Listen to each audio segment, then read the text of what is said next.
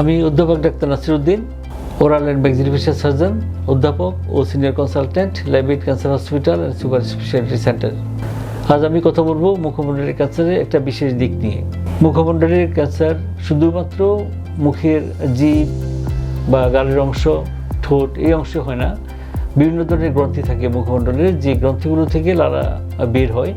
ওই গ্রন্থিগুলোর মধ্যে যদি কোনো ক্যান্সার হয়ে থাকে, এটিও খুব মারাত্মক আকার ধারণ করে। তো আমরা আজকে কথা বলবো একজন রোগীর সাথে যার মুখমণ্ডলের লালা গ্রন্থির ক্যান্সার হয়েছে, যেটিকে বলা হয় অ্যাডিনোয়েড সিস্টিক কার্সিনোমা। এছাড়াও আরও কিছু ক্যান্সার রয়েছে, অ্যাডিনোকার্সিনোমা, মিউকোএপিডার্মাইড কার্সিনোমা, এই ধরনের বিভিন্ন ধরনের ক্যান্সার রয়েছে বিভিন্ন নামে। তো ওনার ব্যাপারে যে ক্যান্সারটা হয়েছে অ্যাডিনোয়েড সিস্টিক কার্সিনোমা, যেটি সম্পূর্ণ উপরে চোয়ালটা নষ্ট করে দিয়েছে। আমরা এই ধরনের একজন রোগীর সাথে আমি এখন কথা বলবো, যার অপারেশন করেছি আমরা, এবং অপারেশন করে ওনাকে ইনশাল্লাহ সুস্থ করেছি। ওনার এখন রেডিওথেরাপি, কেমোথেরাপি নেওয়ার জন্য উনি অপেক্ষা করছেন। আপনার কি নাম? আমার নাম সমীর কুমার রাইস। আপনি কি সমস্যা নিয়ে আমাদের এখানে এসেছিলেন? আমি মুখের ভিতরে একটা গুটির মতো বুঝতে পারি। এখন বোঝার পরে আমি ল্যাবিড ক্যান্সার হাসপাতালে অধ্যাপক নাসিরউদ্দিন স্যারের সাথে আত্মীয়র মারফতে যোগাযোগ করি, এবং উনি যোগাযোগ করার পর উনি আমাকে দেখেন। দেখার পরে আমার ওখান থেকে বায়োপসি করেন। বায়োপসি করার পরে ওখানে ক্যান্সার ধরা পড়ে। তার পরামর্শে আমরা অপারেশনের জন্য অপারেশন করা হয় এবং অতি দ্রুত সুস্থ হই।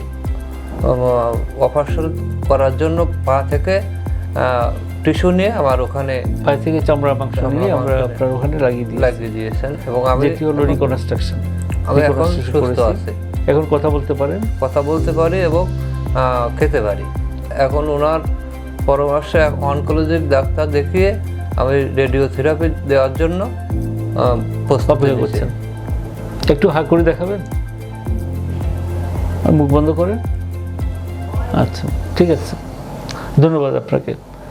এই ধরনের ক্যান্সার যাদের হয়ে থাকে, আমরা যদি সঠিক সময়ে এসে থাকেন, খুব বড় না হলে আমরা লোকাল ক্লোজার করে দিতে পারি।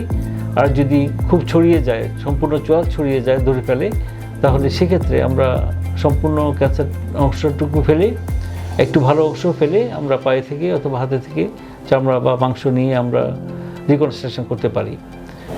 অপারেশনের পরপরই রেডিওথেরাপি, কেমোথেরাপির জন্য আমরা সাজেস্ট করে থাকি। অনকোলজিস্টের কাছে পাঠানোর পরে ওনারা ওনাদের স্কেডিউল অনুসারে রেডিওথেরাপি, কেমোথেরাপি কমপ্লিট করে থাকেন। এটি হলো ক্যান্সারের সম্পূর্ণ সুন্দর চিকিৎসা।